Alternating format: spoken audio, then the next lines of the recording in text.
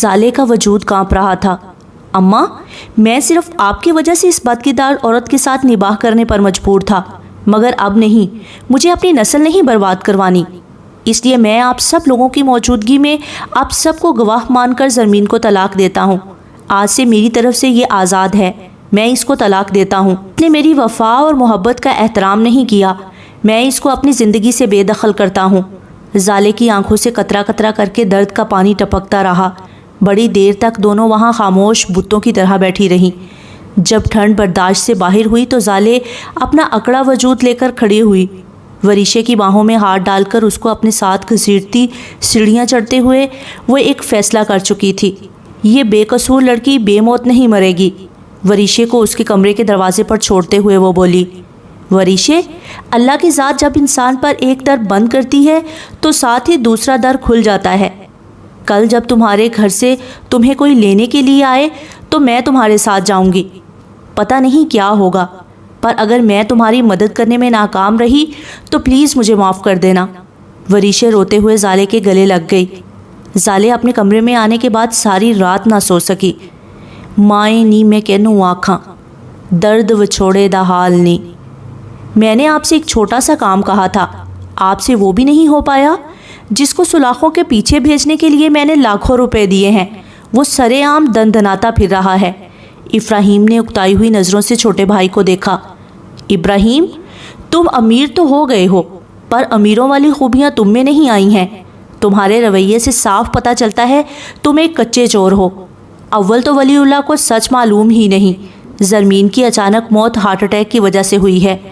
رات اچھی بھلی سوئی ہوئی تھی، صبح اٹھی نہیں، نہ اس سے پہلے کچھ ہے نہ بعد میں، مگر جو رویہ تم نے اپنایا ہوا ہے وہ تمہیں مروائے گا۔ پہلے تم نے اس پر جھوٹا کیس بنوا کر کورٹ مارشل کروا دیا، اب اس طرح اس کے تعاقب میں جا کر اس کو یہ بتانا چاہ رہی ہو تم نے ہی اس کی بہن کو مارا ہے۔ سارے رشتہ دار جانتے ہیں زرمین طبعی موت مری ہے۔ اب شرافت سے ولی اللہ کو فون کر کے اس کی بہن کا افسوس کرو اور دعا کرو۔ اس کو علم نہ ہو کہ اس کے کورٹ مارشل کے پیچھے کس کا ہاتھ ہے۔ ویسے بھی فوج تفتیش کر رہی ہے، اپنے ایجنٹ کو یہاں سے کچھ عرصے کے لیے دفع کر دو، کہیں ایجنسی والوں کے چار چھتر کھا کر سچ ہی نہ اگلتا بنے۔ پھر ولی اللہ تو باہر ہی رہے گا، ہم ہی سلاخوں کی ہوا کھا رہے ہوں گے۔ ایسا کبھی نہیں ہوگا، اگر میں نے جیل جانا ہوا نا تو ولی اللہ کو گولی مار کر چلا جاؤں گا۔ مجھے تو سمجھ نہیں آتی ابراہیم، تمہارا آخر بنے گا کیا؟ پہلے ہی مجھے دکھ ہے، جو کچھ تم نے زرمین کے ساتھ کیا نہیں کرنا چاہیے تھا، جو بھی تھا وہ تمہاری عزت تھی، اور خاندانی لوگ یوں اپنی عورتوں کی نیلامی نہیں کرتے، تو میں اور کیا کرتا؟ وہ ساحرہ میری ایک سننے کو تیار نہیں تھی۔ مجھے فوری طور پر زرمین سے جان چھڑانے کا اور کوئی حل نہیں نظر آیا۔ ویسے طلاق دیتا تو آپ سب لوگوں نے بیچ میں آ کر کود پڑنا تھا، طلاق دینے کی ضرورت ہی کیا تھی؟ کچھ عرصے کے لیے اس کو اس کے بھائی کے پاس بھیج دیتے تم، جب ساحرہ کا بھوت سر سے اتر جاتا اس کو واپس گھر لے آتے۔ میں ساحرہ سے شادی کرنے کا ارادہ رکھتا ہوں، یہ کوئی ایک دو دن کی بات نہیں تھی، جو جھوٹ سچ بول کر گزارا کر لیتا۔ ساحرہ کے بچے کہاں جائیں گے؟ انہوں نے کہاں جانا ہے؟ اپنے باپ کے ساتھ رہیں گے۔ ساحرہ کو بچوں کی کوئی سردرد نہیں ہے، جو کہ ہمارے حق میں اچھا ہے، کیونکہ میں اس کے بچوں کو کبھی قبول نہ کرتا۔ تمہارا اپنی بیٹی کے بارے میں کیا خیال ہے؟ کیا ساحرہ اس کو قبول کر لے گی؟ نہ بھی کرے مجھے کوئی فرق نہیں پڑتا۔ ساحرہ اپنے ساتھ اتنی دولت لے کر آئے گی، میں بآسانی اپنی بیٹی کے لیے کوئی آیا رکھ لوں گا۔ تو تم نے بہت آگے کا سوچ رکھا ہے۔ میں چانس ضائع کرنے والا بندہ نہیں ہوں۔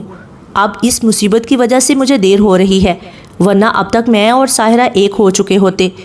فکر کیوں کرتے ہو؟ میں ہوں نا۔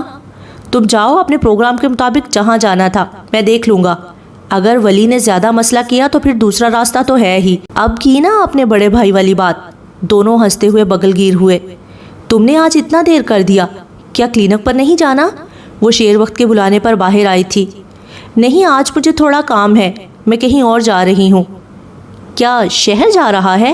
تم ابھی کسی کو مت بتانا، مگر وریشے کے ساتھ اس کے گھر جا رہی ہوں۔ اس کی گاڑی لینے آئی ہوئی ہے، اس لیے تیار ہو رہی تھی، ابھی آدھے گھنٹے تک چلے جانا ہے۔ شیر بخت کو الجھن ہوئی، ماتھے پر شکنوں کا جال بچھاتے ہوئے پوچھا، وہ تو اپنے گھر جا رہا ہوگا، پر تم کیوں اس کے ساتھ جائے گا؟ نہیں بتا سکتی، وریشے نے وعدہ لیا ہوا ہے، بس اتنا بتا دیتی ہوں وہ مصیبت میں ہے اور یہاں پر سردار تک کو وہ اپنی پریشانی بتانے سے گریز کر رہی ہے، تو تم کو ہی کیوں بتائی پریشانی؟ اس کے بارے میں کیا کہہ سکتی ہوں، مگر اس کے ساتھ جانے کا فیصلہ میرا اپنا ہے۔ واپس کب آئے گا؟ شاید آج ہی رات تک۔ ابھی تو اس کے ڈرائیور کے ساتھ جا رہا ہے، واپس کیسے آئے گا؟ اوہ، یہ تو میں نے سوچا ہی نہیں۔ پھر بولی، بس سے آ جاؤں گی۔ ٹھیک ہے، پھر میں تمہارے ساتھ جا رہا ہے، تم اکیلا نہیں آ سکتا۔ جو بھی تمہارا کام ہے کر لینا، پھر دونوں اکٹھا واپس آ جائیں گے۔ ہاں یہ ٹھیک ہے، تم جا کر کپڑے بدل آؤ۔ میرا یہ لباس صاف ہے، میں نے ابھی کل پہنا ہے۔ میں کون سا کہہ رہی ہوں خراب ہے، پر جا کر سفید شلوار سوٹ پہن کر آؤ۔ ہم کون سا کسی کی شادی پر جا رہا ہے جو یوں بن ٹھن کر جائے، حد سے زیادہ سست انسان ہو۔ مزید نہ تو بحث ہوگی نہ ہی وقت ضائع کرنا ہے، میں وریشے کو بتا کر آتی ہوں، اتنی دیر میں تم تیار ہو کر آؤ۔ وہ اندر کی جانب بڑھ گئی، شیربخت وہیں سے مڑ آیا۔ ٹھیک آدھے گھنٹے بعد جب وریشے کی گاڑی گیٹ سے نکلی تو اس میں ڈرائیور کے ساتھ اگلی سیٹ پر شیربخت بیٹھا ہوا تھا، پیچھے زالے اور وریشے۔ سردار کو وریشے کے جانے کا علم تھا، اس کے گھر سے فون آنے پر اس نے خود چھٹی کی اجازت دی تھی، مگر زالے اور شیربخت کی وریشے کے ساتھ ساتھ رخصتی سے وہ ناواقف ہی رہا۔ ویسے بھی گھر پر اتنی مصروفیت بڑھی ہوئی تھی، ساری توجہ ادھر ہی لگی ہوئی تھی۔ راستے میں گاڑی ایک دو دفعہ پیٹرول وغیرہ لینے کے لیے رکی تھی، اس کے باوجود بھی ان کو منزل پر پہنچتے ہوئے 4 گھنٹے لگ گئے۔ وریشے کا گھر دیکھ کر ہی اندازہ ہو گیا تھا کہ وہ لوگ کسی عام گھر میں نہیں آئے تھے۔ اتنے ریموٹ علاقہ میں واقع ہونے کے باوجود گھر کا ڈیزائن اور ماتھا ایک دفعہ انسان کو سب بھلا کر اپنی طرف متوجہ کرتا تھا۔ گاڑی پورچ میں رکی تو وہاں کئی مرد کھڑے تھے۔ آگے بیٹھے شیربخت کو دیکھ کر سب کے چہروں پر عجیب سے تاثرات ابھرے تھے۔ وریشے نے نقاب اوڑھ رکھا تھا، چہرے کے تاثرات کا اندازہ لگانا مشکل تھا، مگر جب اس نے اپنا ہاتھ زالے کے بازو پر رکھا تو اس کا ٹھنڈا برف ہوتا ہوا ہاتھ کانپ رہا تھا۔ زالے نے چادر اوڑھ رکھی تھی پر چہرہ کھلا ہوا تھا۔ ان کی گاڑی سے نکلنے سے پہلے ہی ملازمہ نے آ کر گاڑی کا دروازہ کھولا۔ آؤ بی بی، بسم اللہ۔ تاشے یہ میری مہمان ہے، ساتھ میں ان کے بھائی ہیں۔ تم ان کے بھائی کو مردانے میں لے جاؤ، پھر بابا کو ان کی آمد کا بتاؤ۔ ساتھ میں زالے کا ہاتھ پکڑ کر گاڑی اتر کر وہاں موجود افراد کو مشترکہ سلام کرتی ہوئی اندر کی جانب بڑھ گئی۔ ایک ملازم شیربخت کو اپنے ساتھ آنے کا بول کر مخالف سمت میں بڑھ گیا۔ وہاں موجود کسی مرد نے شیربخت کا استقبال نہیں کیا، بلکہ بڑی گھورتی چپتی نظروں سے اس کا جائزہ لیتے رہے، یہاں تک کہ وہ نظروں سے اوجھل ہو گیا۔ شیربخت اسی ماحول کا حصہ تھا، اس کو ماحول میں موجود ٹینشن ایک نہ بھائی، اس کو کچھ بہت غلط ہونے کے امکانات نظر آ رہے تھے۔ چھٹی ہی اس نے الارم بجانا شروع کر دیا تھا۔ اس کو اپنی غلطی کا شدت سے احساس ہوا، اس کو کم از کم معاملے کے بارے میں جانچنا تو چاہیے تھا۔ یوں ہی آ کر اچھا نہیں کیا۔ جب گھر کے مرد دروازے کے پاس کھڑے ہوں، ایک مہمان کو سلام کرنا تو دور، سلام کا جواب بھی نہ دے۔ ملازم اسے ڈرائنگ روم میں بٹھا کر چلا گیا۔ ڈرائنگ روم روایتی انداز کا تھا، نیچے ایرانی قالین پر گاؤ تکیے لگے ہوئے تھے۔ سوائے وریشے کی امی کے اور کوئی بھی خوشی سے نہیں ملا تھا۔ وریشے زالے کو ساتھ اپنے کمرے میں ہی لے آئی تھی۔ گھر میں کسی فنکشن کی تیاری تھی، مگر کوئی بھی خوش نظر نہیں آ رہا تھا۔ زالے اور وریشے بیڈ پر خاموشی سے بیٹھی تھیں۔ جب دروازے پر دستک دے کر وریشے کی امی اندر آئیں، لائٹ گرین رنگ کا دھاگے کے کام والا فینسی سوٹ کے ساتھ کا دوپٹہ سلیقے سے سر پر ٹکا تھا۔ دونوں کلائیوں میں سونے کے کڑے تھے، درمیانہ قد و جسامت تھا، ان کے چہرے پر بلا کی نرمی تھی۔ آ کر زالے کے قریب بیٹھ گئیں۔ پیچھے ملازمہ چائے اور لوازمات لے کر آ گئی۔ زالے بیٹا، کاش ہم کسی اور موقع پر ملتے، وریشے نے فون پر مجھے تمہارے بارے میں بتا دیا تھا۔ یہ جان کر خوشی ہوئی کہ تم ایک ڈاکٹر ہو، اور آج یہاں آ کر بھی تم نے بہت اچھا کیا۔ وریشے کی شادی پر کوئی دوست تو موجود ہے؟ ان کے اس بات پر زالے نے چونک کر ان کی طرف سوالیہ نظروں سے دیکھا۔ میں سمجھی نہیں، آپ کی آخری بات کا کیا مطلب ہے؟ وہ بھی جواب میں حیران ہوئی۔ کیا وریشے نے تمہیں بتایا نہیں؟ آج شام 6 بجے اس کا نکاح ہے، اس کے چچا کے بیٹے کے ساتھ، اسی لیے تو ساری فیملی اکٹھی ہوئی ہے۔ زالے کا دماغ پھک سے اڑ گیا۔ کون سے کزن سے اس کی شادی ہو رہی ہے؟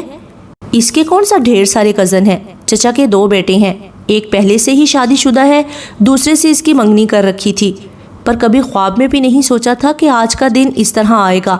وہ اس سے شادی کے لیے نہیں مان رہا۔ اس کے بابا نے آخری چارے کے طور پر اپنی آدھی جائیداد اس کے نام کرنے کا لالچ دیا ہے۔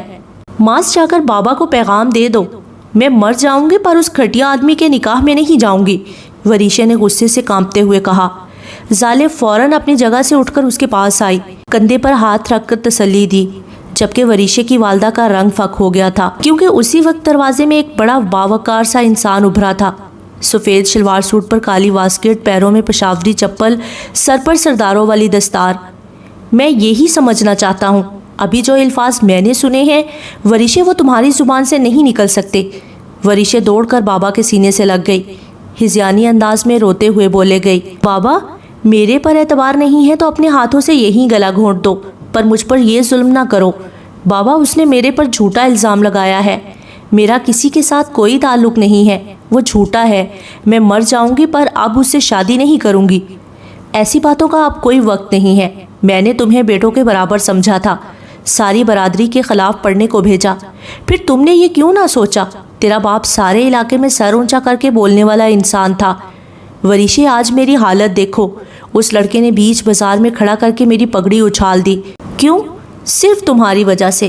مجھے اگر علم ہوتا ایسا ہوگا میں کبھی تمہیں اس گھر کی دہلیز پار نہ کرنے دیتا۔ بابا تمہاری وریشے نے ایسا کوئی کام نہیں کیا جو آپ کا سر نیچا کرنے کا باعث بنتا۔ بابا وہ جھوٹ بول رہا ہے، میں قرآن پر ہاتھ رکھ کر قسم کھانے کو تیار ہوں، میں اس کے ساتھ شادی نہیں کروں گی۔ تو پھر کیا کرو گی؟ آج ساری برادری میں یہ بات پھیلی ہے، کل سارے علاقے میں پھیلے گی، کوئی عزت دار خاندان اس دہلیز پر رشتہ مانگنے نہیں آئے گا۔ میں اگر تمہارا اعتبار کر بھی لوں تو میرے پاس اور کوئی راہ نہیں ہے۔ اگر اس کے ساتھ شادی نہیں کرنی تو پھر وہ جو بچوں کا باپ ہے اس سے کرو گی، کیونکہ یہ پکا ہے نکاح آج ہی ہوگا۔ ظالے خاموش نہ رہ سکی۔ آپ خود کو اتنا بے بس کیوں ظاہر کر رہے ہیں؟ سر آپ تو اس کے سرپرست ہیں، ایک بات یاد رکھے، جن کے دل میں چور ہو وہ اس طرح سے آ کر قدموں میں حاضر نہیں ہوتا، رو رو کر رحم نہیں مانگتے، چور ہوتا ہی بے رحم ہے۔ اگر آپ کی بیٹی میں کھوٹ ہوتا تو یہ کم از کم اس وقت یہاں نہ ہوتی۔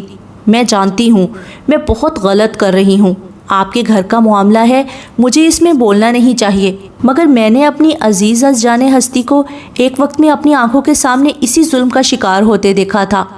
اس وقت مجھے ان معاملات کی سمجھ نہیں تھی، ان کے لیے کچھ نہ کر پائی، پر آج مجھے سچ اور جھوٹ کی پہچان ہے، اس لیے آج رہ نہیں پائی۔ جب کوئی کسی پر برائی کا الزام لگاتا ہے، آپ جانتے ہیں اس کے بارے میں دین کے احکام کتنے سخت ہیں۔ اسلام نے بڑی سختی سے الزام لگانے والے کی تفتیش کا حکم دیا ہے، 4 گواہ پیش کرنے کی شرط رکھی ہوئی ہے، اور فرمایا ہے چاروں گواہوں کے بیان میں ایک لفظ کا بھی فرق نہ ہو، چاروں کے بیان ملتے ہوں، یہ نہیں کہ ایک کچھ کہے اور دوسرا کچھ۔ اور اگر کوئی یہ کہے کہ ان 2 لوگوں کو ہاتھ میں ہاتھ ڈالے جاتے ہوئے دیکھا تھا، یہ بیان اس کو برا ثابت نہیں کرے گا، یہاں تک کہ بوسہ دیتے ہوئے دیکھا پھر بھی برائی ثابت نہیں ہوگی۔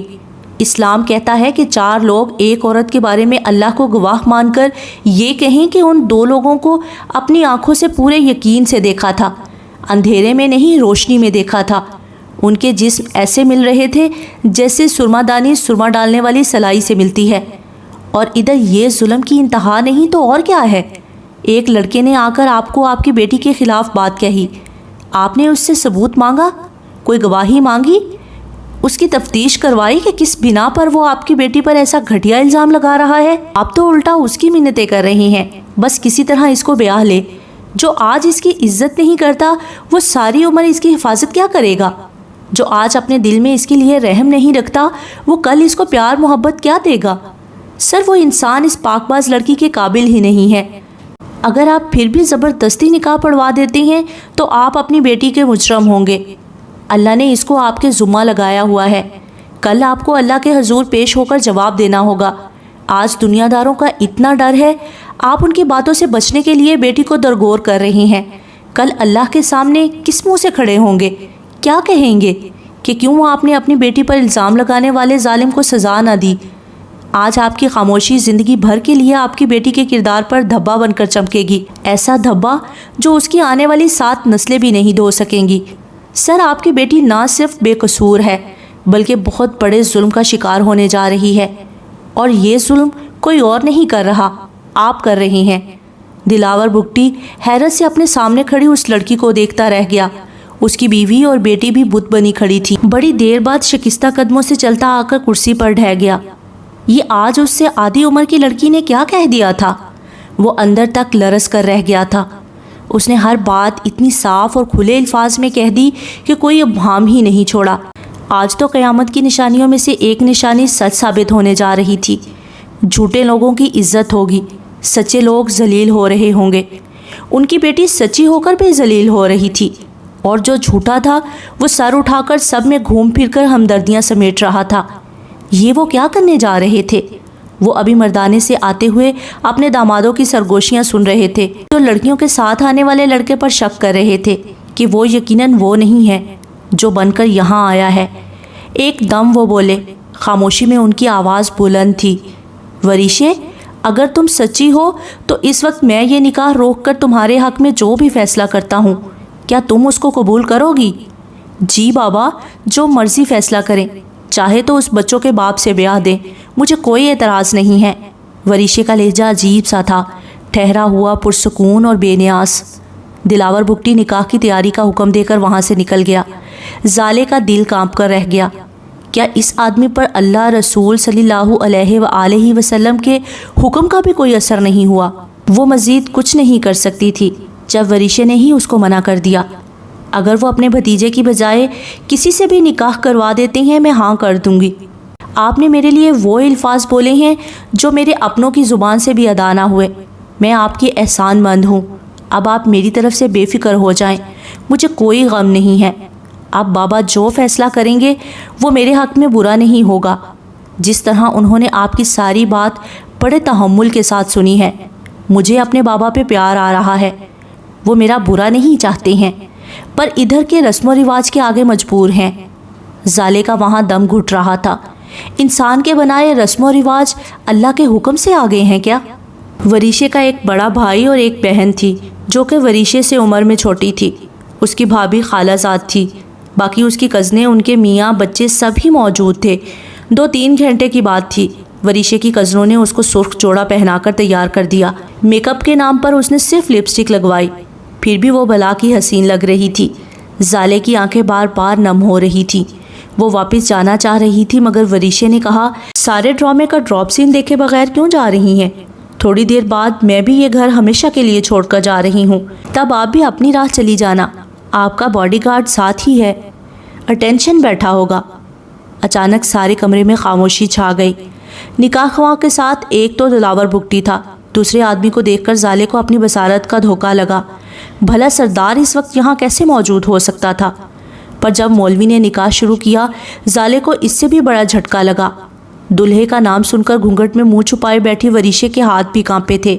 سردار نے اس کے سر پر ہاتھ رکھ کر تسلی دی۔ وریشے نے سائن کر دیے، منہ سے اقرار کر لیا۔ کام ختم ہو گیا، سارے ہی ہکا بکا رہ گئے۔ کھانا کھانے کے بعد ایک گاڑی گیٹ سے نکلی۔ کالے شیشوں والی گاڑی میں 4 لوگ موجود تھے۔ 3 لوگ تو وہی تھے جو آتے ہوئے بھی انہی راستوں پر کسی اور گاڑی کی انہی سیٹوں پر بیٹھے ہوئے تھے۔ بس فرق یہ پڑا تھا، ایک تو سواری بدل چکی تھی، دوسرا ڈرائیور بدل چکا تھا۔ زالے ابھی تک خوشگوار حیرت سے باہر نہیں نکل پائی تھی۔ یقین ہی نہیں آ رہا تھا یہ سب اتنی آسانی سے کیسے ہو گیا۔ یہ تو کسی کے خواب و خیال میں بھی نہیں تھا۔ البتہ اس کے برابر بیٹھی وریشے شوق سے نکلنے کے بعد آنسو بہا رہی تھی۔ رونے کی آواز پر سردار نے گھور کر بیک ویو مرر سے زالے کو دیکھا تھا۔ مس گل، اپنے برابر بیٹھی لڑکی کو چپ کروا دیں، ورنہ اسی وقت اٹھا کر گاڑی سے باہر پھینک دوں گا۔ اس کے اتنے سخت لب و لہجے پر زالے کو حیرت ہوئی۔ آپ اس طرح کیوں بات کر رہی ہیں؟ شکر کریں میں آپ کو پھولوں کے ہار نہیں ڈال رہا ہوں۔ زالے کو ذرا اچھا نہ لگا۔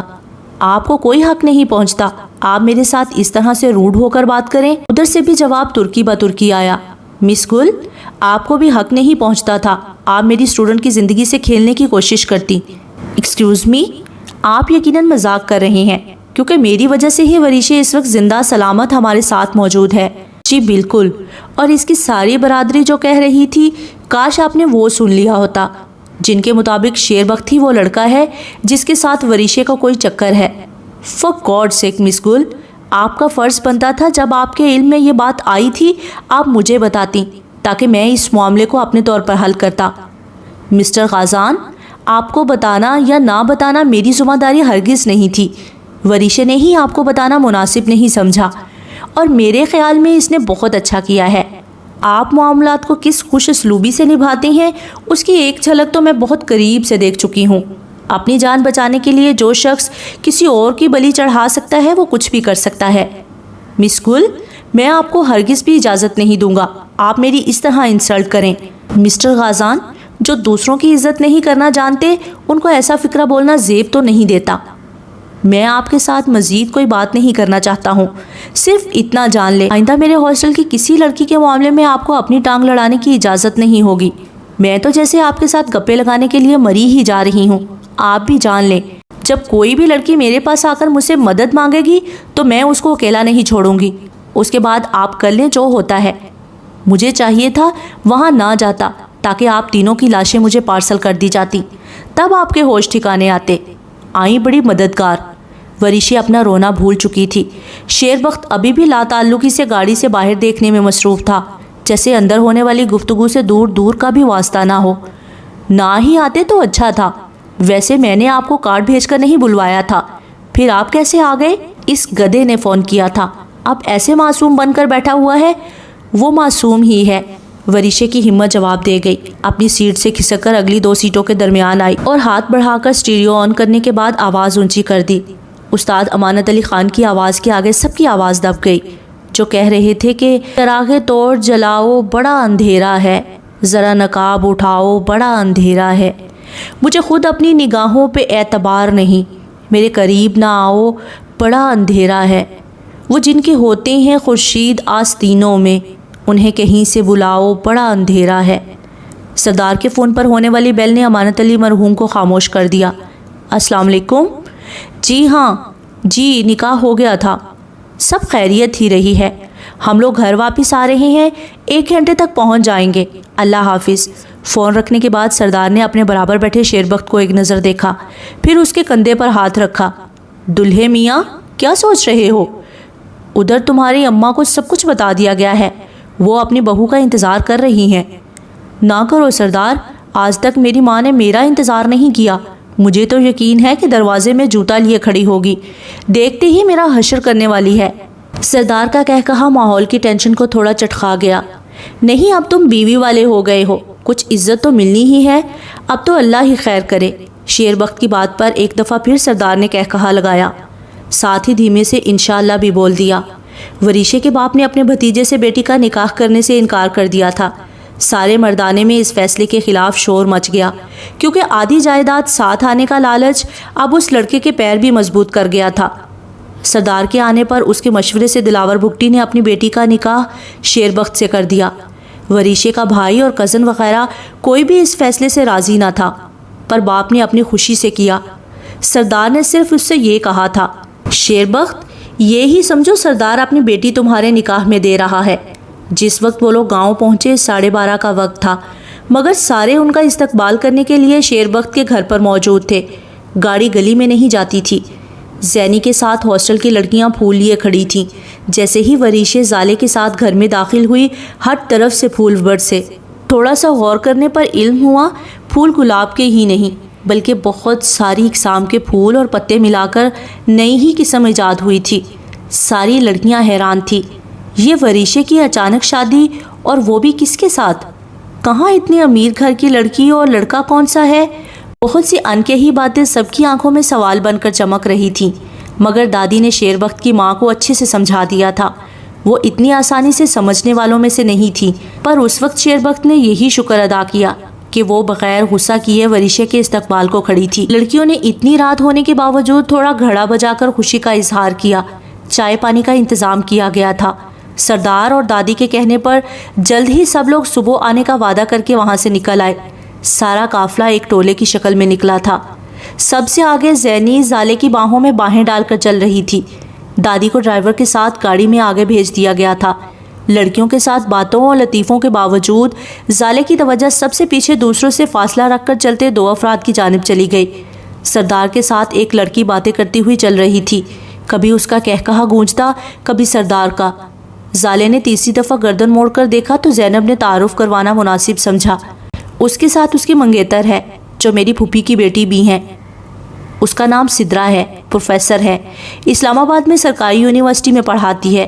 आओ तुमसे मिलवाऊं। जाले ने उसका बाजू खींचकर वहीं मना कर दिया। अरे इस वक्त मिलना ज़रूरी नहीं है, कल शेर और वरीशे का वलीमा है, तब मिल लूँगी। आज तो मैं हद से ज़्यादा थकी हुई हूँ, इतनी टेंशन रही कल रात से। हाँ हाँ, औरों की बड़ी फिक्र है, अपनी दोस्त की खबर तक नहीं ली। गज़ब खुदा का, मेरी कल बात पक्की हुई है। तुम्हें कोई खबर भी है? मुझे मुबारकबाद तक नहीं दी। मर ही जाए ऐसी दोस्त।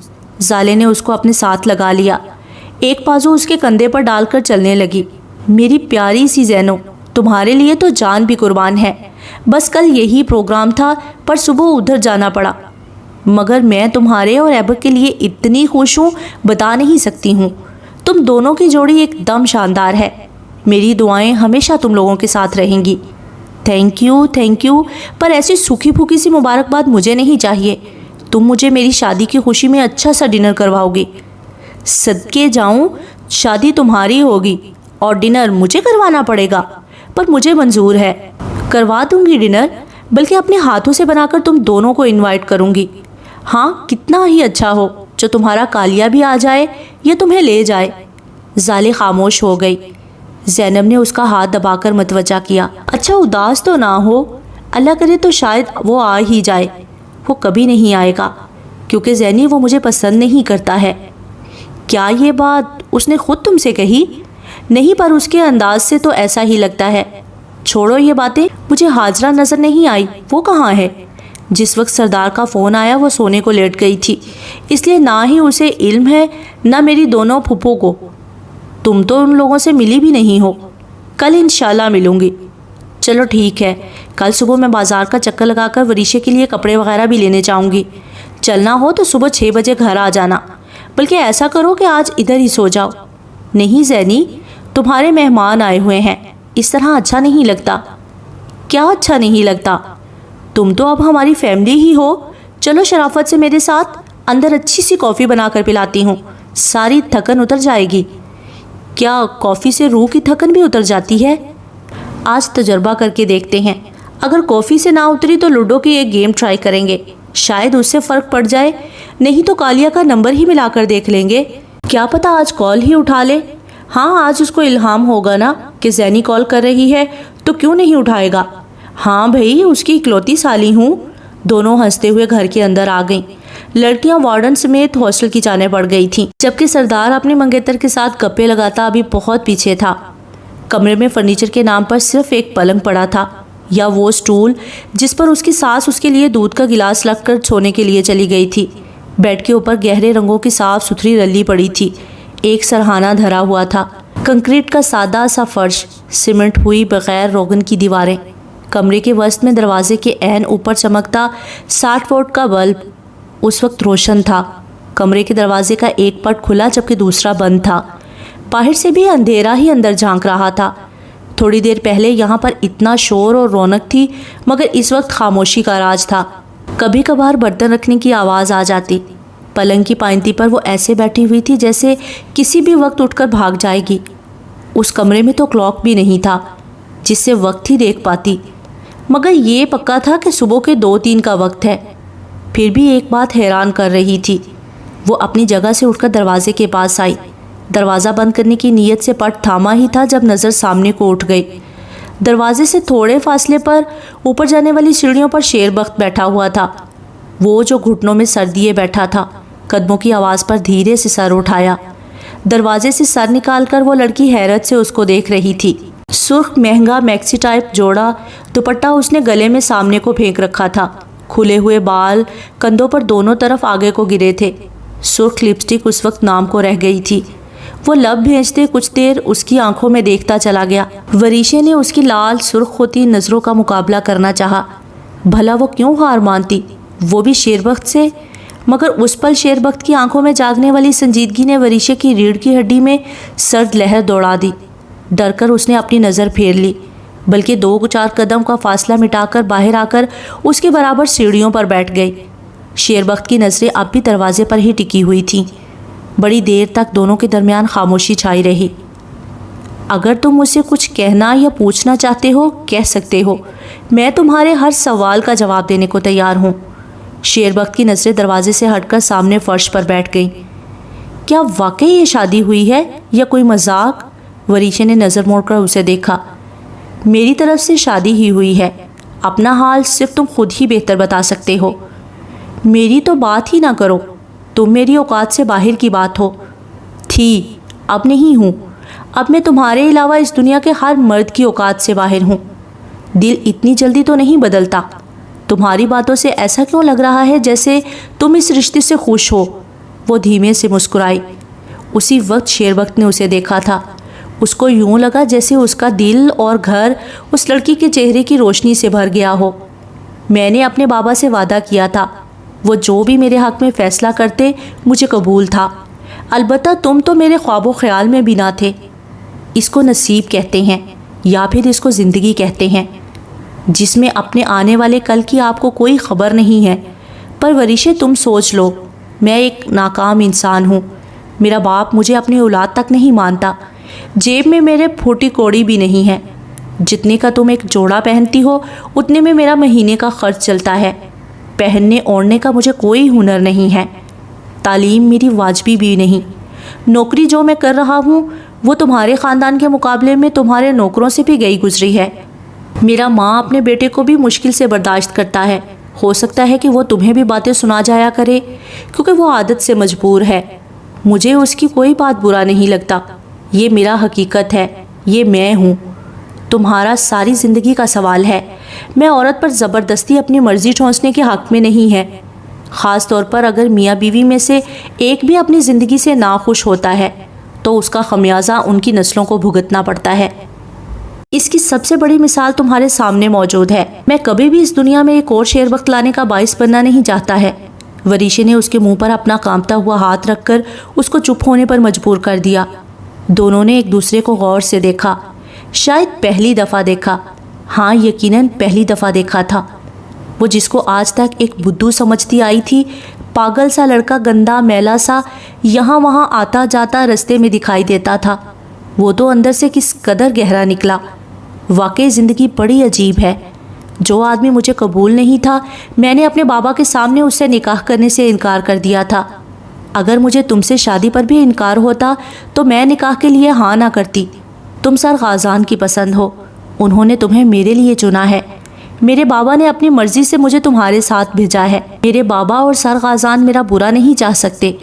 اب اگر تم مزید یہاں بیٹھ کر خود کو بیچارہ اور پتہ نہیں کیا کچھ ثابت کرنا چاہتے ہو تو اپنا کام جاری رکھو، مجھے تو نیند آ رہی ہے۔ پچھلے 2 دن ٹینشن میں ایک پل آنکھ لگی بھی تو ڈراؤنے خواب ہی آتے رہے، اس لیے میری جانب سے شبہ خیر۔ شیربخت نے حیرت سے وریشے کو جاتے ہوئے دیکھا، پھر تیزی سے اٹھ کر اس کے پیچھے آیا۔ تم تو بڑا بے مروت بیوی ہے، ایک دفعہ جھوٹے منہ نہیں کہا کہ ٹھنڈ میں کیوں بیٹھے ہو، اندر چلو۔ وریشے کے چہرے پر مسکراہٹ دوڑ گئی۔ زالے زینب کے ساتھ گھر میں داخل ہوئی تو اندرونی بیٹھک سے باتوں کی آوازیں آ رہی تھی، وہ لوگ بھی سیدھی ادھر کو ہی آ گئی۔ دروازے کے بالکل سامنے حاجرہ کو بیٹھا دیکھ کر زالے نے چھوٹتے ہی کہا، سینی، تم تو کہہ رہی تھی تم سو رہی ہو۔ ہاں، اس کو جب کہیں گھومنے کے لیے نکلنا ہوتا ہے تو یہ مجھے سلا کر ہی جاتی ہے۔ بکو مت، خود ہی تو فرمایا تھا میں بڑی تھکی ہوئی ہوں، آرام کروں گی، آرام کرنے کو کہا تھا۔ اب میں نے یہ تو نہیں کہا کہ اچانک سے کوئی دلہن آ جائے تو میں دیکھنے بھی نہیں جا سکتی، دلہن بھی وہ جو میری جگری جار وریشے۔ وہ لوگ تو اپنی باتوں میں مصروف ہو گئی تھیں جب کمرے میں اٹھنے والی چوتھی آواز نے متوجہ کیا، اچھا اب صبح خیر کا دن چڑھے تو دلہن دیکھ آنا، میں تمہارے ساتھ چلوں گی، پر ابھی بتاؤ یہ لڑکی کون ہے؟ زالے جو حاجرہ کے بستر میں گھس رہی تھی مڑی، تیسری چارپائی پر موجود ایک خاتون اس کو نرم نظروں سے دیکھ رہی تھی، گرم سوٹ کے اوپر پیور کی گرم شال اوڑھے نیم دراز تھی۔ اوہ پھپھو، آپ بھی جاگ رہی ہیں؟ آپ کو بتایا تو تھا ہماری نئی ڈاکٹر کا یہ وہی ہیں زالے، اور زالے یہ میری چھوٹی پھپھو ہیں۔ زالے نے تھوڑا سا سرخم کر کے ان کو سلام کیا۔ وعلیکم السلام، ادھر آؤ بچے، باہر ٹھنڈ سے آ رہی ہو، آ جاؤ میرے بستر میں، بستر گرم بھی ہے۔ ان کی اتنی پرخلوص دعوت پر وہ نہ کر پائی، پر پھر بھی پوچھ لیا، آپ میری وجہ سے بے آرام ہوں گی؟ میں ادھر زینی یا حاجرہ کے ساتھ جگہ ڈھونڈ لیتی ہوں۔ ارے نہیں بچے، بے آرامی کیسی، میں تو سارا دن تمہارا انتظار کرتی رہی، زینی نے بتایا کہیں گئی ہوئی ہو، اب تم سے ملاقات ہو گئی ہے، ورنہ کل میں نے خود تمہاری طرف جانا تھا۔ مجھے تو مانو اتنی خوشی ہوئی جب علم ہوا کہ ادھر گاؤں والوں کو اپنی ڈاکٹر مل گئی ہے۔ کہاں یہ لوگ اتنی دور عورتوں کو لے کر جایا کرتے تھے۔ خاص کر زچہ بچہ کا تو بڑا فائدہ ہوا۔ تم اب ادھر سے نوکری چھوڑنا مت۔ زالے مسکراتی ہوئی آ کر ان کے ساتھ لیٹ گئی۔ وہ جھجک رہی تھی پر انہوں نے اس پر اچھے سے کور دیا۔ ڈاکٹر بننے کا خود کو شوق تھا؟ نہیں، جب میں چھوٹی تھی تو میری امی مجھے ڈاکٹر بولا کرتی تھی کیونکہ میں ان کو ٹیکا لگایا کرتی، نکلی والا۔ پھوپھو دھیرے سے ہنسی۔ اب تو امی بڑی خوش ہوتی ہوں گی، بیٹی اصل میں ڈاکٹر بن گئی ہے۔ زالے کے چہرے پر اداسی چھا گئی۔ پھوپھو میرے امی ابو کی وفات میرے بچپن میں ہی ہو گئی تھی۔ زالے کو ان کے چہرے پر اپنے جذبات ہی لکھے ملے۔ ہائے یہ ظالم موت کیسے کیسے چہرے کھا گئی۔ زالے کو ان کی آنکھوں میں نمی تیرتی ہوئی محسوس ہوئی۔ اس نے موضوع بدل دیا۔ آپ کا تعلق کہاں سے ہے؟ میں ڈسکا سے ہوں، سیالکوٹ کے پاس۔ ہاں میں جانتی ہوں، ایک دفعہ ہمارے اسکول کا ٹرپ گیا تھا ڈسکا اور سیالکوٹ کے درمیان میں فٹ بال بنانے والی ایک فیکٹری میں۔ ہاں اس طرف ایسی بہت سی فیکٹریاں ہیں۔ تمہارا شوہر کیا کرتا ہے؟ زالے کی زبان لڑکھڑا گئی۔ زینب فوراً مدد کو آئی۔ پھپھو بتایا تو تھا، ان کے میاں باہر ہوتے ہیں۔ ہاں کیسا مرد ہے، اتنی پیاری ڈاکٹر بیوی کو چھوڑ کر باہر بیٹھا ہوا ہے۔ کاش یہ مجھے پہلے مل جاتی، اور کاش میرا اگر کوئی بیٹا ہوتا تب میں تمہیں اس کے لیے تمہارے وارثوں سے مانگ لیتی۔ کس کا بیٹا نہیں ہے؟ اندر داخل ہوتے ہوئے سردار نے براہ راست اپنی پھوپھی سے سوال کیا۔ میرا؟ تو میں کس کا بیٹا ہوں؟ تم میرے ہی بیٹے ہو۔ تو پھر ایسا کیوں کہا کہ کاش میرا کوئی بیٹا ہوتا؟ توبہ ہے، تم تو نہ بس زبان ہی پکڑ لیتے ہو۔ میں تو بس زالے کو کہہ رہی تھی، کاش میرا کوئی بیٹا ہوتا تو میں اس کے لیے اس کو مانگ لیتی۔ پھوپھی یہ خاتون شادی شدہ ہیں۔ ہاں مجھے علم ہے، تم ابھی تک گھوم کیوں رہے ہو؟ کیا سونا نہیں ہے؟ حاجرہ اور زینی جانتی تھی کسی نہ کسی کام سے اٹھانے کے لیے ہی آیا ہے۔ دونوں نے بستر میں منہ دے کر آنکھیں موند لی، جبکہ زالے اپنا دوپٹہ ٹھیک کرتی اٹھ کر بیٹھ گئی تھی۔ اب سونے کا وقت نہیں ہے، سدرا نے واپس جانا ہے۔ صبح 6 بجے اس کی اسلام آباد کی فلائٹ ہے، ابھی اس کو لے کر ایئرپورٹ کے لیے نکلنا ہے۔ اتنی رات کو جاؤ گے؟ اپنا بھی کبھی خیال کر لیا کرو، ادھر سے آتے ہو ادھر نکل جاتے ہو۔ سدرا 10-11 بجے کی کوئی فلائٹ ڈھونڈ لیتی، اب رات کے 3 بجے جانا مجھے بالکل اچھا نہیں لگ رہا۔ اس کو بولو یہ فلائٹ کینسل کروا کے دن کے وقت کی کروا لے۔ وہ دیوار کی جانب لگے صوفے پر ٹانگ پہ ٹانگ رکھ کر بیٹھ گیا۔ گرم چادر اچھی طرح لپیٹی ہوئی تھی۔ آپ کا نا اتنا چڑی جتنا دل ہے، میں اکیلا تھوڑی ہوں گا، سدرا میرے ساتھ ہوگی۔ واہ، سدرا کا نام تو ایسے لے رہے ہو جیسے وہ کمانڈو بچی جیمز بانڈ کی جانشین ہے۔ مکڑی دیکھ کر تو اس کی چیخیں نکل جاتی ہیں۔ یہ جواب زینی کی طرف سے آیا تھا۔ لڑکیوں کو ایسا ہی نازک ہونا چاہیے، یہ نہیں تم اور تمہاری دوست کی طرح ہو، ایک مکے مار مار کر اگلے کو ہلاک کرنے والی، دوسری تانے مار مار کر زخمی کرنے والی۔ کس دوست کی بات کر رہے ہو؟ زینب کے سوال پر سردار کے چہرے پر بڑی شرارتی مسکراہٹ ابھری تھی۔ وہی جو میری بہن نہیں ہے۔ کمرے میں حاجرہ اور زینب کے کہکہے گونجے۔ تبھی سدرا ایک ٹرے میں 4-5 کپ لے کر اندر آئی، ساتھ میں ایک پلیٹ میں چاکلیٹ کیک رکھا تھا۔ بڑے کہکہے مارے جا رہی ہیں، سدرا کے کہنے پر حاجرہ بولی۔ سدرا آپی، میرے بھائی پر نظر رکھا کریں، آج کل ان کو بڑے مذاق سوچتے ہیں۔ اس آدمی کی بات کر رہی ہو؟ یہ دنیا کا بدذوق انسان ہے۔ یہ بتاؤ کون کون کافی کے موڈ میں ہے؟ حاجرہ نے کافی پکڑ لی، جبکہ زینی نے نعرہ لگایا، مجھے اور پھپھو کو بس کیک دے دیں، کیونکہ ہمیں کافی پینے کے بعد نیند نہیں آنی۔ البتہ زالے کو میں کافی پلانے کے وعدے پر لے کر آئی تھی، اس کو 2 کپ دے۔ ہاں، تاکہ یہ خود تو خواب خرگوش کے مزے لوٹے اور میں جاگ کر ہیر گاتی رہوں۔ ڈاکٹر زالے، آخر آپ سے ملاقات ہو ہی گئی۔ سدرا نے ٹرے میز پر رکھنے کے بعد زالے کی جانب ہاتھ بڑھایا۔ زالے نے خوش دلی سے ہاتھ تھام لیا۔ سدرا، آپ سے مل کر خوشی ہوئی ہے، آپ کے بارے میں زینی نے بتایا تھا۔ اچھا، پھر تو یقیناً کچھ الٹا ہی بتایا ہوگا۔ سدرا نے اس کا کپ بڑھایا، جسے زالے تھامتے ہوئے بولی، نہیں، برا تو کچھ نہیں کہا، صرف یہی بتایا کہ آپ کی شادی سردار سے ہونی ہے، میرا مطلب آپ کی منگنی کے بارے میں بتایا تھا۔ زالے سدرا کے رد عمل پر پریشان سی ہو گئی، جس نے اپنے ماتھے پر ہاتھ مار کر شکایتی انداز میں اپنی خالہ کو مخاطب کیا۔ سن رہی ہیں، اس زینی کی بچی نے کسی دن میرے ہاتھوں ضائع ہو جانا ہے۔ امی کے کان میں بات جانے کی دیر ہے، وہ شروع ہو جائیں گی شادی کر لو کی گردان کو۔ ہاں تو تم لوگوں نے بھی تو حادی کی ہوئی ہے، شادی کی یہی ایک عمر ہے، پھر کیا بڈھے ہو کر کرنی ہے؟ اور شادی سے یاد آیا، اب ان کا مخاطب سردار تھا، تم جانتے ہو نا کہ اتنی دور کا سفر کر کے میں روز روز تو یہاں آ نہیں سکتی ہوں، ادھر تمہارے انکل کا گزارا نہیں ہوتا۔ ابھی 6 ماہ بعد آئی ہوں، 2 دن نہیں ہوئے اور پیچھے سے فون پہ فون آ رہے ہیں۔ تو میں نے یہ کہنا تھا کہ اب بہانے سے سب جمع ہے، زینی کا بھی کر کے کام ختم کرو، رشتہ کر دیا ہے، خیر سے شادی بھی تو ایک دن کرنی ہی ہے، تو میری خوشی پر اب ہی کر دو۔ بچے اپنی زندگی اکٹھے خوش ہو کر گزاریں۔ ایبک بیچارہ بھی تو اکیلا ہوتا ہے، اس کے گھر میں بھی کوئی کھانا بنانے والی ہو۔ سردار کی بجائے جواب زینی کی جانب سے آیا تھا۔ میری بھولی پھپھی، وہ کوئی بیچارہ وغیرہ نہیں ہے، خود کھانا بنانا جانتا ہے، میں اس کی باورچی ہرگز نہیں بنوں گی۔ باورچی نہیں، بیوی تو بننے جا رہی ہو نا، اور بیوی باورچن، دھوبن، استانی، نرس سب کچھ ہوتی ہے۔ آپ مجھے ڈرا رہی ہیں، ایسا نہ ہو کہ میں انکار ہی کر دوں۔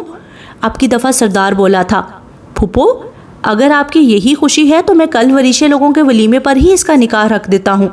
اس کی سسرال تو ایک فون کال کی منتظر بیٹھی ہے، دن چڑھنے سے پہلے وہ لوگ ادھر ہوں گے۔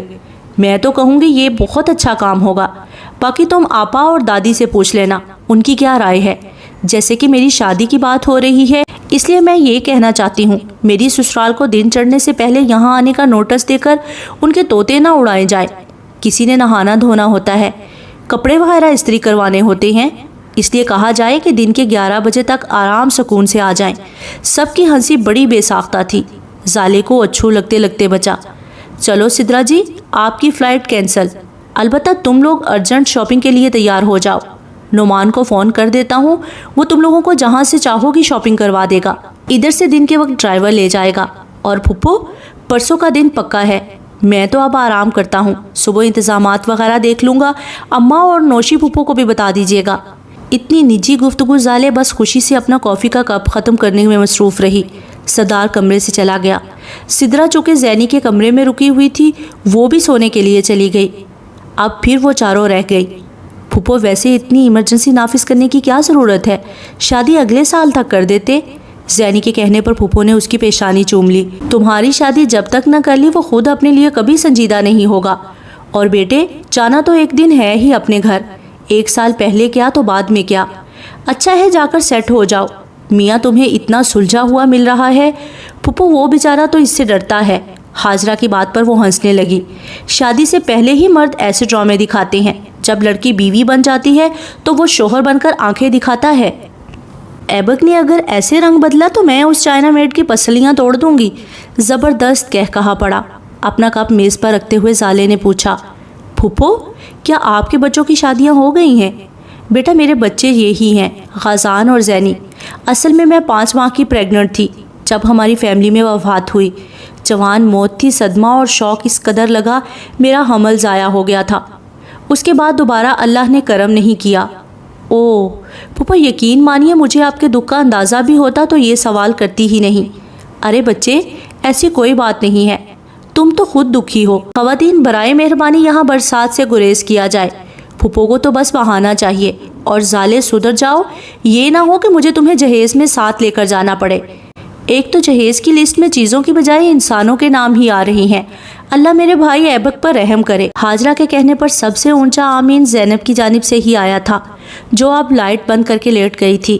2 دن بعد غازان نے ایبک اور زینی کی شادی اور وریشے شیربخت کا ولیمہ بڑی دھوم دھام سے کیا تھا۔ سب سے مزے کی بات تب ہوئی جب وریشے کے میکے سے 2-3 ٹرک سامان کے لدے آئے، ساتھ میں نئے ماڈل کی ہونڈا کار۔ پورے علاقے میں یہ بات گھوم گئی۔ وریشے کی چھوٹی بہن اور ماں باپ بھی ساتھ آئے۔ اتنی جلدی میں آنے کے باوجود شیربخت اور اس کی ماں کے لیے کئی جوڑے لے کر آئے تھے۔ سب مہمانوں کے درمیان وریشے کے بابا نے زالے کو اپنے پاس کھڑا کیا اور سب کو بتایا، یہ میری بیٹی اگر بر وقت مجھے نہ جھنجھوڑتی تو میری وریشے مجھ سے ساری عمر کے لیے چھوٹ جاتی۔ زالے نے جتاتی ہوئی نظروں سے غازان کو دیکھا، جواب میں وہ دھیرے سے مسکرا دیا۔ وہ خاص طور پر زالے کے لیے گفٹ لائے، جنہیں لینے سے اس نے انکار کرنا چاہا تو انہوں نے پیار سے ٹوک دیا، بچے تم تو آج سے میری وریشے کی طرح ہی میری بیٹی ہو۔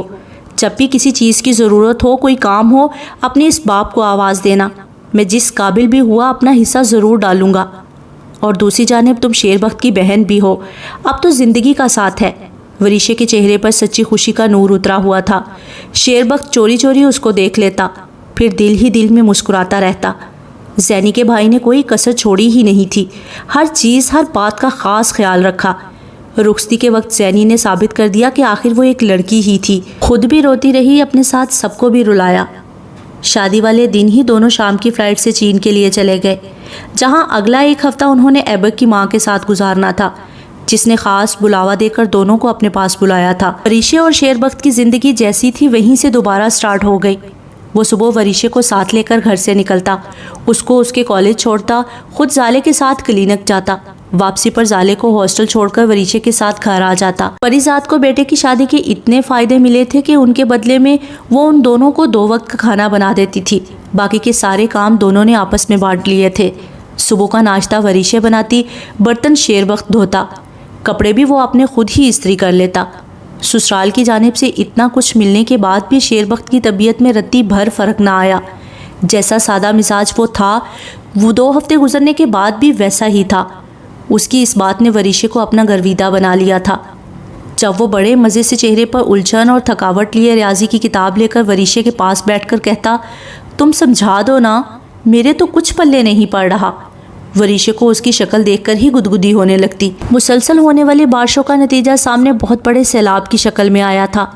کئی گاؤں ڈوب گئے تھے، مگر یہ علاقہ چونکہ اونچائی پر ہونے کی وجہ سے بچا ہوا تھا۔ اب یہاں سے متاثرہ لوگوں کے لیے مدد بھیجی جا رہی تھی۔ کچھ لوگ اپنے طور پر کر رہے تھے، کچھ فوج کے ذریعے اپنا سامان وغیرہ بھیج رہے تھے۔ زالے مالی امداد تو اتنی نہ کر پائی، پر آرمی کانوائے کے ساتھ خود ہی آ گئی۔ ان کی ڈاکٹروں کی ٹیم کے ساتھ کام کرتے اس کو پورا ہفتہ گزر گیا تھا۔ یہاں فون وغیرہ کی سہولت کوئی نہیں تھی۔ جو ایک موبائل اس کے پاس موجود تھا، اس کی ویسے ہی بیٹری ختم تھی، اس لیے آج کل اس کا کسی کے ساتھ کوئی رابطہ نہیں تھا۔ سارا دن متاثرین کے مختلف کیمپوں میں ڈیوٹی دیتے گزرتا۔ بڑے تو جیسے تیسے گزارا کر ہی رہے تھے، مگر زیادہ برا حال بچوں کا تھا۔ ایک تو بیماریاں، اوپر سے خوراک کی کمی، ماحول کی حبس، سب پہلو مل کر مشکلات پیدا کر رہے تھے۔ پاک فوج ہمیشہ کی طرح اپنی خدمات احسن طریقے سے پیش کر رہی تھی۔ کئی ایسے علاقے جہاں سڑکیں بہہ جانے کی وجہ سے زمینی رابطہ منقطع ہو چکا تھا، وہاں ہیلی کاپٹرز کے ذریعے خوراک پھینکی جا رہی تھی۔ لینڈنگ کی جگہ نہ ہونے کی وجہ سے زالے اور 2 اور ڈاکٹر آج ہی ادھر ہیلی کاپٹر کے ذریعے اتارے گئے تھے۔ صبح 7 بجے وہ لوگ آئے تھے، اب شام کے 5 ہو رہے تھے۔ تمام ایمرجنسی مدد دینے کے بعد ان تینوں کو اب تھوڑا فری وقت ملا تھا۔ گاؤں والوں نے ان کے لیے دال چاول تیار کیے تھے۔ ہاتھ دھو کر وہ لوگ کھانے کو بیٹھے، زالے کے ساتھ ایک آدمی جبکہ ایک خاتون ڈاکٹر ہی تھیں۔ تینوں نے اپنے بھاری بیگ خود اٹھائے ہوئے تھے، جس میں پانی، ایمرجنسی کے لیے کپڑوں کا ایک جوڑا اور ڈھیر ساری دوائیں۔ زیادہ لوگوں کو ڈائریا کا مسئلہ ہو رہا تھا، کئی ایک کو چوٹیں آئی تھیں۔ ان کی ڈریسنگ کرتے، ٹیٹنس کے ٹیکے لگاتے، اسی طرح وہ ایک جگہ سے دوسری جگہ منتقل کر دیے جاتے۔ زالے نے پچھلے 2 دن سے جینز اور کرتا پہن رکھا تھا، سر پر سکارف کے اوپر کیپ ڈال رکھی تھی۔ جینز کا فائدہ یہ تھا کہ یہاں اتنا وقت اور انتظام نہیں تھا جہاں آپ صبح شام نہا کر لباس تبدیل کرتے پھرے۔ اس صورت میں جینز اتنی جلدی گندی نظر نہیں آتی تھی۔ اس نے پیٹ بھر کر دال چاول کھائے، چائے کا کپ دیا گیا جسے پکڑ کر وہ ایک منڈیر پر آ بیٹھی، جہاں سے ارد گرد کا سارا علاقہ پانی میں ڈوبا نظر آ رہا تھا۔ کئی گھروں میں پانی آ جانے کی وجہ سے گاؤں والوں نے سرکاری اسکول کی عمارت میں پناہ لی ہوئی تھی۔ وہیں اکٹھا کھانا پکتا، سب کھا لیتے۔ ڈاکٹروں کی ٹیم بھی وہیں رکی ہوئی تھی۔ یہاں یوں اکیلے بیٹھ کر زالے پر ایک دم اپنے اندر ڈھیر سی اداسی اترتی ہوئی محسوس ہوئی۔ کچھ اثر شاید ڈوبتے سورج کے منظر کا تھا، مگر اپنی ساری زندگی ایک مذاق ہی معلوم ہو رہی تھی۔ کہاں سے چل کر کہاں پہنچی تھی، اب نہ جانے اور کہاں جانا تھا۔ کالیا کی جانب سے مسلسل خاموشی نے اس کو اندر سے کھوکھلا کر دیا تھا، کیونکہ وہ لاشعوری طور پر ہر وقت اس کی منتظر رہتی، آتے جاتے راستوں میں کھوج سے ارد گرد دیکھتی، شاید وہ کہیں بیٹھ کر اس کو دیکھ رہا ہو۔ آج کل یہ سوچ بھی دماغ میں گھر بنا رہی تھی، کیا اس کو کالیا سے طلاق لے کر آگے بڑھ جانا چاہیے؟